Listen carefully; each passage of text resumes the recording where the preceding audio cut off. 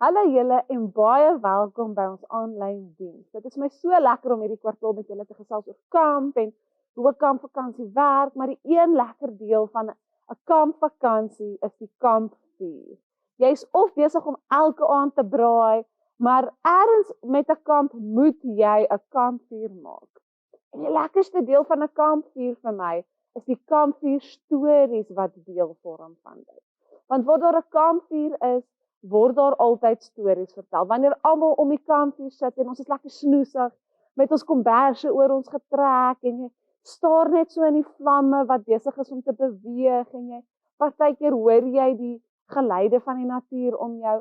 Dit maak net 'n kampvuur so perfek om stories te vertel. En ek weet nie van jou nie, maar dis vir my lekker om kampvuur stories te hoor. Die ouer mense praat van hoe hulle weermag toe is of hoe hulle in die oorlog geveg het en wat dit vir hulle beteken het, en dan jy ander mense wat net met jou hulle harte deel, hulle vertel jou net hulle storie en hoe hulle daar gekom het en hoe hulle gekies het om te wees wie hulle is, en ander mense vertel jou stories wat jou maak lag, en jy wil net van jou stoel afrol soos jy lag, maar 'n kampvuur storie is net so spesiaal, want is altyd 'n egte storie, 'n mooi storie, en ek dink 'n ding van 'n kampvuur is, hy maak jou so rustig voel en so warm voel, dat jy wil stories deel met mekaar. Nou net so lekker soos dit is om die stories te hoor, is dit ook lekker om die stories te deel. En nou ons lees baie in die Bybel, waar Jesus vir ons stories, met ons stories deel, en hoe hy ons deur stories goeders verduidelik. Die een storie in die Bybel wat ek en jy behoort goed te ken, is die storie van Jesus. En die stukkie wat ek vandag vir julle in die Bybel lees, gaan juis oor daardie storie. En ek lees vir julle in Lukas 24 vanaf vers 13. Julle kan saam met my volg. 2 van Jesus se volgelinge het op daardie Sondag besluit om terug te gaan na die dorp waar hulle gebly het. Hulle dorp se naam was Emmaus, so 12 kilometer buite Jerusalem. Hulle twee was ernstig aan die gesels oor die gebeure van die afgelope naweek. Terwyl hulle met swaar harte geloop en praat het Jesus by hulle aangesluit en saam met hulle verder gestap. Maar hulle het hom nie herken nie. Wat loop julle so ernstig en praat? En hoekom lyk julle so hartseer, vra Jesus hulle? Kleopas, een van die twee, sê toe vir hom: Wat? Ek kan nie glo jy vra so iets nie. Jy kom dan nou uit Jerusalem uit. Het jy nie gehoor wat die afgelope naweek daar gebeur het nie? Wat? Vra Jesus toe. Wel, Jesus van Nasaret, daardie groot boodskapper van God, is Vrydag daar doodgemaak. Hy het groot wonderwerke gedoen en met gesag oor God se nuwe wêreld gepraat. Maar toe het die spil godsdienstige leiers van ons volk hom gevang.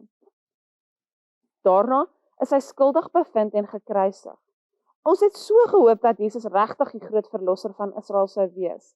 Hy het dan vir almal gesê dat hy ons kom verlos, maar hy was verkeerd, want hy is nou dood en begrawe. Ja, vandag is hy al 3 dae dood. O ja, ons het ook nog ander nuus gehoor wat ons baie omgekrap het. 'n Klompie vroue wat saam met ons vir Jesus gevolg het, was vanoggend vroeg daar by sy graf, maar sy liggaam was skoonveld.